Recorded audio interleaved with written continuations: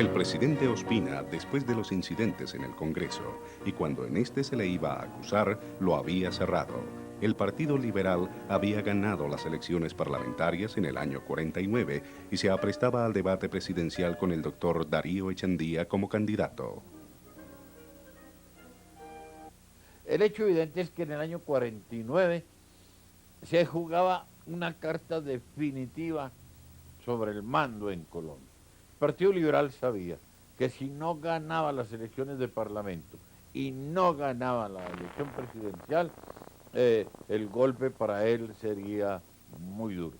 Y los conservadores que habían regresado con Ospina y que disfrutaban una vez más de los beneficios del poder, sabían también que si ese año perdían las elecciones, iban a quedar fuera del juego político por mucho tiempo. El triunfo liberal era visto por los conservadores como producto del fraude.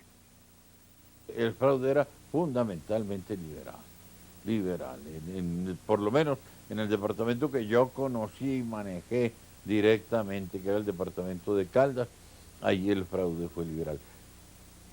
Los liberales, por su parte, negaban el fraude, mientras denunciaban una total falta de garantías en el proceso electoral presidencial.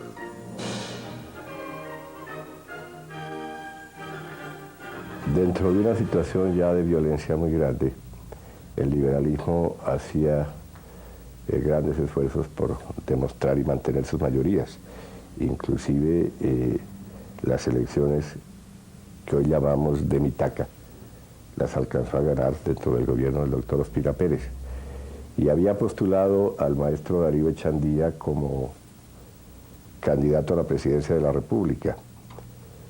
Pero el liberalismo llegó a la conclusión de que tenía que retirar esa candidatura porque precisamente al hermano del doctor Darío Echandía, al doctor Vicente Echandía, lo asesinaron cuando desfilaba en una manifestación por la carrera séptima en unión del maestro Echandía y de la jerarquía liberal el 26 de noviembre del 49. La absoluta falta de garantías.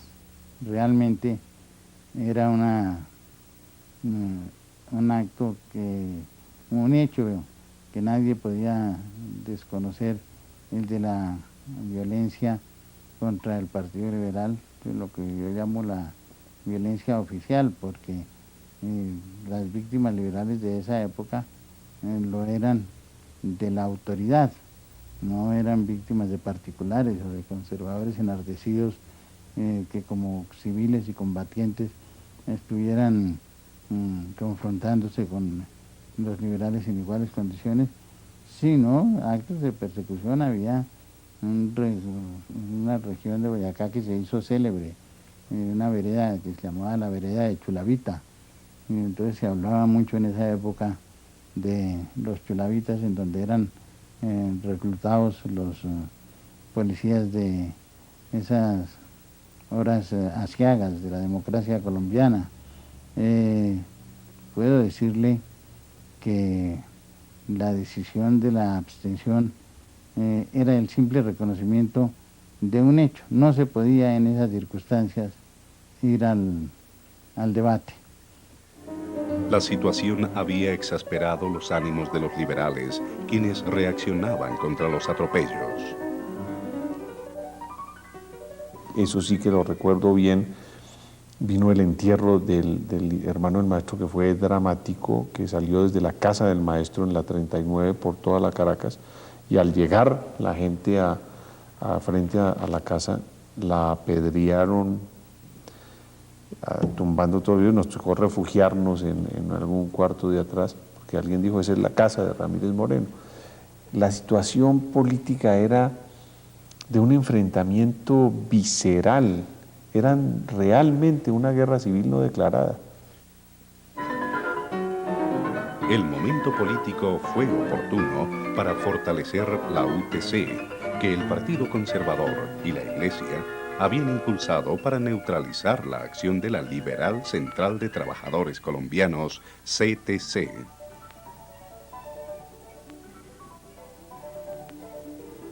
En el año 50, cuando un sector liberal convence a sindicalistas liberales de que se deben apartar de la unión con los comunistas, dice porque esa era la garantía para que el gobierno norteamericano no apoyara a Laureano Gómez. Con ese cuento lograron pues que los sindicalistas liberales se apartaran de los comunistas y se rompiera la confederación en dos partes, mientras que se fortalecía la UTC. Es el periodo de auge de la UTC. Pues la presidencia del doctor Laureano Gómez era una presidencia conseguida dentro de ese clima de violencia y sin candidato opositor. ¿Cómo era este Laureano que ascendía a la presidencia? Mi padre era un hombre que no era indiferente ante nada y por lo tanto tenía un sentido de la política funcional. A ver si me explico. Él era un elemento que funcionaba dentro de la política y no hacía política para él, nunca la hizo. No le interesaba mucho. Él realmente nunca aspiró a ser presidente de la República. No trabajó para eso. No fue presidente sino 1 año y medio o algo así. Él se contentaba con funcionar en la política. Es decir, cumplía oficios. El oficio de periodista. El oficio de periodista lo hizo siempre en una forma denunciante. ¿Qué está haciendo el señor Laureano Gómez? Denunciando. ¿Y eso qué es? Pues una actitud funcional. Y lo mismo fue funcional su administración. Cuando en esa época las tensiones políticas eran muy grandes. Laureano era sorprendente la forma como estudiaba, como trabajaba, como trataba de investigar. Y los consejos de ministros de esa época son consejos ejemplares por la tranquilidad y por el sosiego y por las buenas intenciones que allí se han desarrollado. Al año y medio de haber tomado posesión como primer mandatario, Laureano sufre una enfermedad que lo obliga a renunciar. Gómez escogió al doctor Roberto Urdaneta Arbeláez como sucesor. Y me encontré con Urdaneta en París, y en un restaurante, y me dijo: voy a ser presidente de la República, te doy esta chiva. Le dije: yo diría, como decía Laureano, tú eres liberalizante e indoctrinario y no tienes votos. Me dijo: tengo un voto, que es el de Laureano, con quien acabo de verme, y él me garantizó que iba a ser presidente. Gómez manda razón de que quieren que elijan como designado a Urdaneta. Y Alzate, en un momento que según dice de debilidad, acepta esa recomendación de Gómez, porque él hubiera podido ser el designado. Pero dice que esa actitud de él no fue un error político, sino un error de diagnóstico.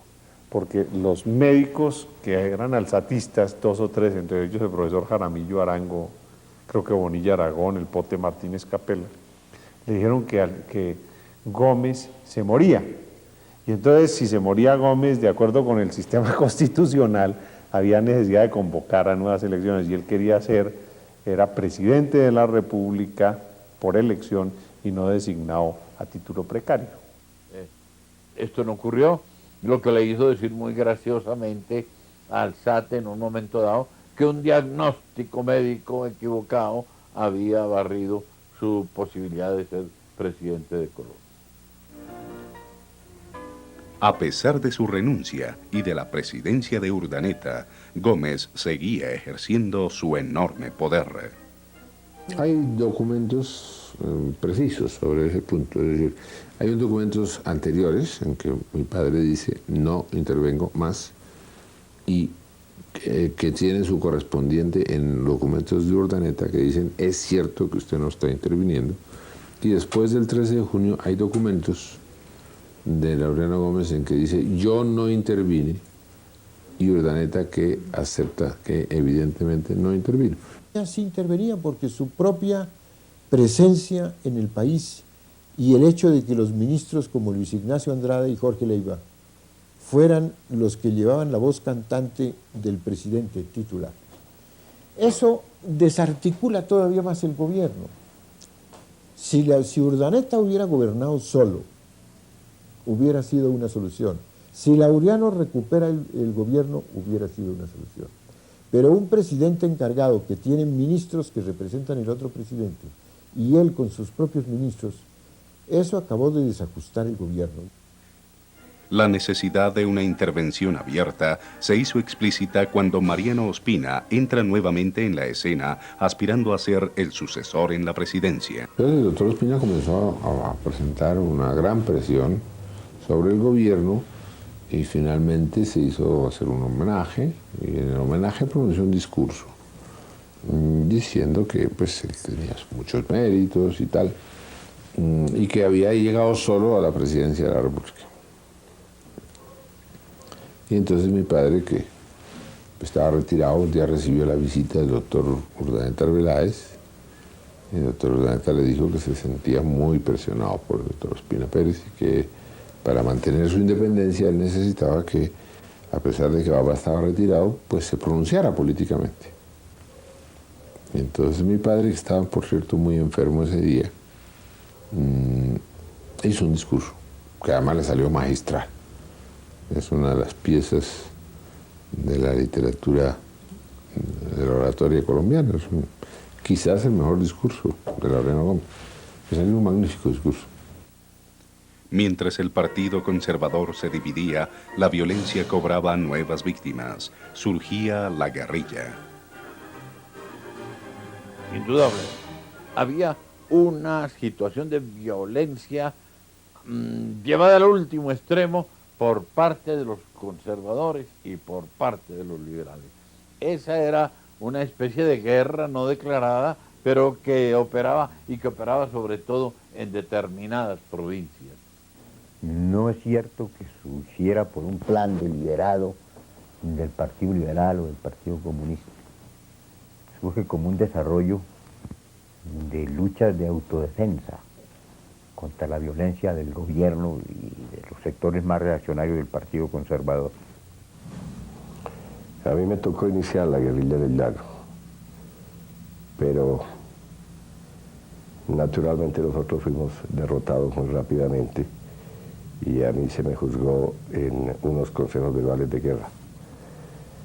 Tuve la inmensa satisfacción y el honor de haber sido defendido en el Consejo Verbal de Guerra y absuelto.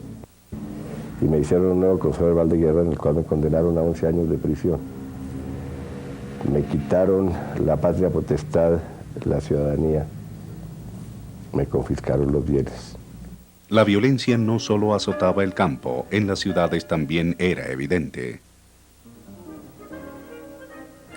El 6 de septiembre, a las 2 de la tarde, cuando un escaso grupo de conservadores, en su mayoría, si no en su totalidad, obreros y empleados oficiales, al regresar del entierro de 5 policías muertos en el departamento del Tolima, y cuyos cadáveres fueron traídos a Bogotá para hacerles aparatosos funerales, a los cuales invitaron por la prensa conservadora y por carteles el presidente encargado Roberto Urdaneta Arbeláez, sus ministros, las altas autoridades civiles y militares, el directorio conservador y la prensa del mismo partido.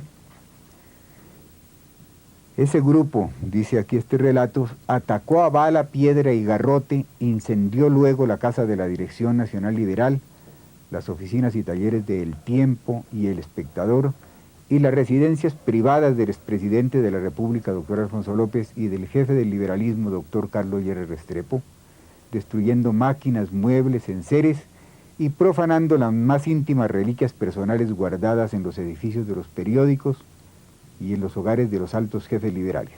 ¿Cómo era la relación entre esta guerrilla liberal y el partido?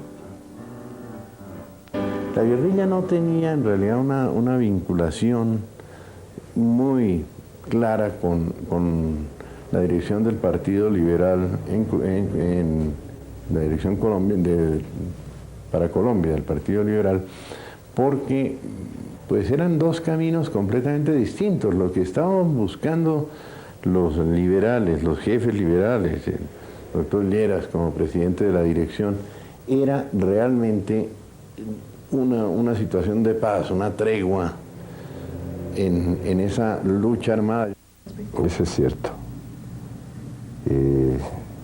Por ejemplo, en el levantamiento nuestro en Apiay, en los Llanos Orientales, la dirección liberal de la época estaba perfectamente enterada de que lo íbamos a hacer y de los pasos que estábamos dando.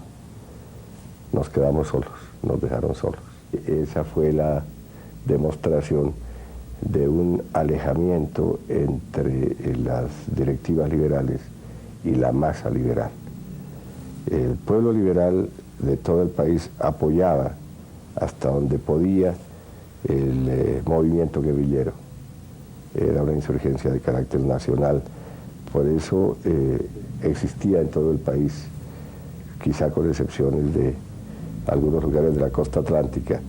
Sin embargo, hay quienes opinan que prominentes liberales como el doctor Santos financiaban la guerrilla.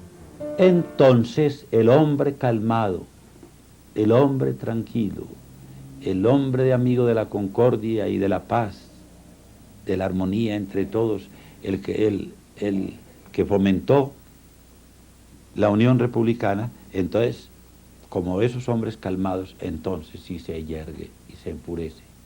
Y a mí me consta, por confidencias del doctor Echandía, que él fue el que dirigió con su dinero toda la resistencia de los Llanos y del Tolima, con armas. Ese hombre tan pacífico, pensar en que fue el que armó, digamos claramente, esas guerrillas. Mientras el país se debatía en este caos, se fortalecían políticamente las Fuerzas Armadas y empezaba a destacarse el general Gustavo Rojas Pinilla como el personaje central de la escena política nacional. El general Rojas era ya conocido por su actuación el 9 de abril de 1948 en Cali.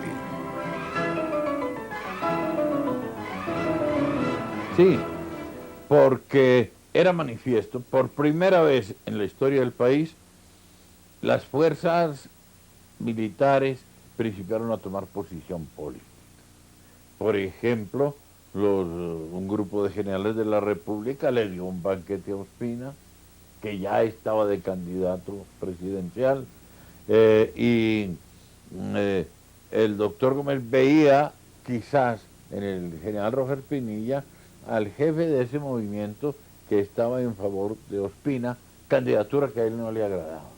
Había un poquito del gobierno, digamos, y cosas que pasaban así, actos de fuerza, situaciones creadas, ¿no? Difíciles de investigar, porque no siempre... Y entonces pasaban cosas, y pasaban cosas y no se investigaban. Los militares entonces tenían mucho énfasis en sostener el conducto regular. El conducto regular pasaba a través de las mismas personas que pudieran haber estado comprometidas en los hechos. Lo que había detrás de esta situación era una pugna por el poder. Pasó fue que el doctor Gómez estaba sumamente disgustado con el general Rojas, porque el general Rojas era muy ecuánime y él no quería que hubiera esa división conservadora tan honda que había. Y entonces por eso el doctor Gómez lo quiso sacar del país y el general no se dejó sacar. Las torturas sufridas por don Felipe Echavarría fueron la chispa que inició un cambio político. Pero un día llega la noticia de que los militares habían torturado a una persona en un cuartel vecino al Palacio de los Presidentes. Entonces se averigua y a mi padre, que estaba retirado, le pareció tremendo que hubiera un fenómeno de tortura oficial. Entonces llamó a Urdaneta. Y entonces Urdaneta no tenía en ese momento pues disponibilidades para averiguar. Entonces mi padre mandó a uno de sus hijos, a mi hermano. Entonces vivía. Y fueron al cuartel y encontraron a la persona, un señor Echavarría, muy conocido, que vive, persona muy importante. Y lo encontraron con las huellas de la tortura y el hombre en estado de una gran depresión. Entonces mi padre llamó a Urdaneta y le dijo: yo creo que esto no se puede tolerar. Urdaneta le dijo, pues eso es muy difícil porque se necesita el conducto regular, los militares pues siempre hay que tratarlos de una manera que probablemente no se pueda llegar a una investigación, y nos amarran. Entonces mi padre le dijo, entonces yo asumo la presidencia. Urdaneta le dijo, pero lo amarran. Dijo, yo sé que me amarran, pero yo quiero que quede claro que en los partidos políticos, el Partido Conservador de Colombia no tolera las torturas. Yo fui a Palacio porque el presidente no había salido el 12 porque estaba enfermo. Entonces yo fui allá a ver qué era lo que tenía. Fui a las 9 de la mañana, 9:30, perfectamente solo. Entré al despacho, no había nadie. Dije, voy a esperar a ver cómo sean las 10 para telefonear. Cuando a las 10 de la mañana me llama a la casa privada la señora del presidente y la encuentro muda como una reina sentada en un sofá dentro de su gran presencia, una cara pálida, inmutable. Digo, ¿cómo está Roberto? Y me dice, no, Roberto sigue bien. Lo que pasa es que aquí vino Laureano a las 9 de la mañana y nos han echado de Palacio. Laureano, una vez posesionado, convoca al Consejo de Ministros y exige el retiro del general Rojas en relación con las torturas de Echavarría. Les puse como él y el grupo del doctor Gómez, nosotros nos habíamos indispuesto con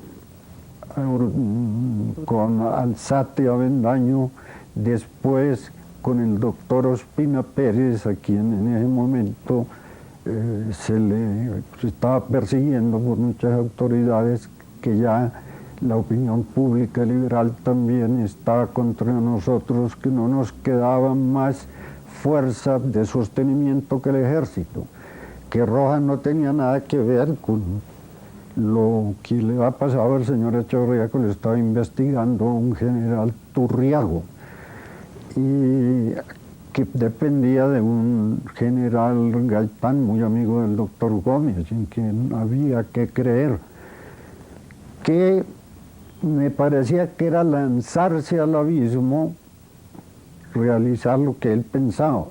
No me contestó, me volvió a decir que quedaba confirmado que hiciera el decreto para retirar a Rojas. Le dije, le repito que esto es un absurdo, no estoy de acuerdo. Yo a usted le tengo el cariño que le tenemos todos los de mi generación, que más que jefe político lo hemos considerado como si fuera un papá, pero aquí no lo puedo seguir, esto va contra mi conciencia, y como no lo puedo seguir, dejo de ser ministro. Aquí tiene mi renuncia y hasta luego, compañeros, hasta luego, doctor Gómez, que Dios permita que le vaya bien, porque yo ya no soy ministro. A mí me llama cuando ya acababa el Consejo de Ministros, que no me llamó, yo no sabía, yo no tenía por qué meterme. Entonces me dijo, vino con un sobre todo que él usaba de unas solapas como de seda, una cosa muy rara, una cosa de seda, y me dijo, doctor Vázquez, me hace el favor de traerme 2 decretos. Uno, nombrando a Jorge Leiva ministro de Guerra, y otro, llamando a calificar servicios al general Rojas Pinilla. Los militares no se quedaron quietos. Estando listo para irme a la embajada, llegaron del batallón Caldas y en una camioneta un capitán y unas tropas me dijeron que me solicitaban en el batallón Caldas. Yo creí en un principio que era para detenerme por desobediencia al doctor Gómez o por no sé qué, y encontré allá reunidos a todos los altos militares que me comunicaron que se habían alzado en armas, que se iban a Palacio a pedirle a Urdaneta que volviera a asumir el mando. Y me fui con ellos, llegué y testigo soy de que llegaron y le dijeron eso a Urdaneta. Venimos a comunicarle que hemos resuelto no reconocer la destitución que ha hecho el doctor Gómez y que no reconocemos jefe de Estado distinto a usted. Y Urdaneta dijo que él no volvía a la presidencia si no renunciaba primero el doctor Gómez, que se asumía el mando. Sin que se cumpliera ese hecho, Laureano volvía ya calmada la situación y lo volvió a sacar. A las 6 de la tarde yo me marché, vine a la casa del doctor Mariano Ospina Pérez, donde estaba reunido con un grupo de unos 25 o 30 conservadores políticos importantes. Allí, cuando estábamos conversando con él, lo llamaron de Palacio, le dijeron que el general Rojas Pinilla lo invitaba a ir él con sus amigos para que estudiaran cómo era la situación nacional. El doctor Ospina les preguntó a los que presentes que si ellos estaban dispuestos a acompañarlo.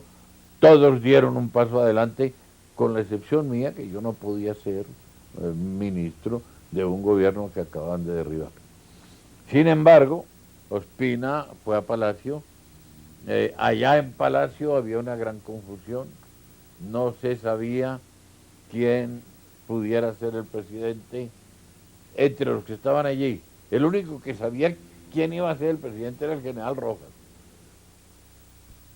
Pregunté por los dos próceres, Urdaneta y Ospina, y están allí. Llegué, les abrí la puerta y les dije, no discutan más, que ya Rojas aceptó el poder, lo que no se había cumplido, pero entonces Ospina dijo, pues ante los hechos cumplidos no hay más política que la de aceptarlo.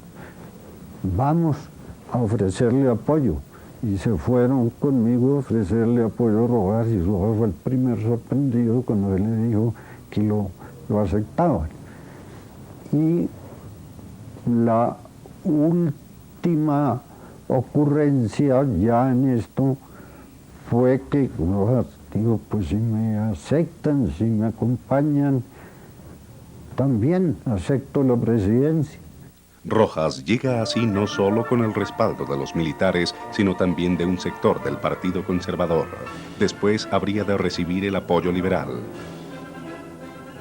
Yo redacté el pequeño manifiesto conocido con el nombre que les putaron mucho, de Paz, Justicia y Libertad, que comenzó a circular, lo leyó Alzate Avendaño, no le gustó, digo que eso era muy corto para una cosa tan importante, que eso necesitaba tiempo y que había que hacer algo más, de más trascendencia.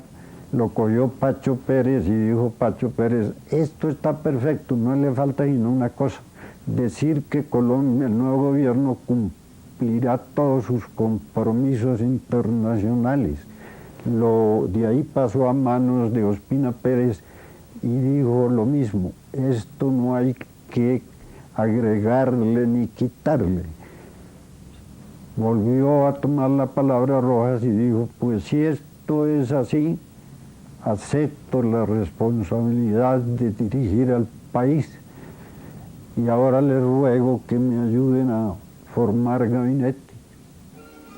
El general Gustavo Rojas Pinilla asume el poder precisamente con la consigna de paz, justicia y libertad. El país se llenó de euforia y esperanza. Veía en Rojas la única figura capaz de poner freno a la violencia. El doctor Gómez tomó una actitud categórica que se tradujo en el golpe de Estado del 13 de junio que produjo una gran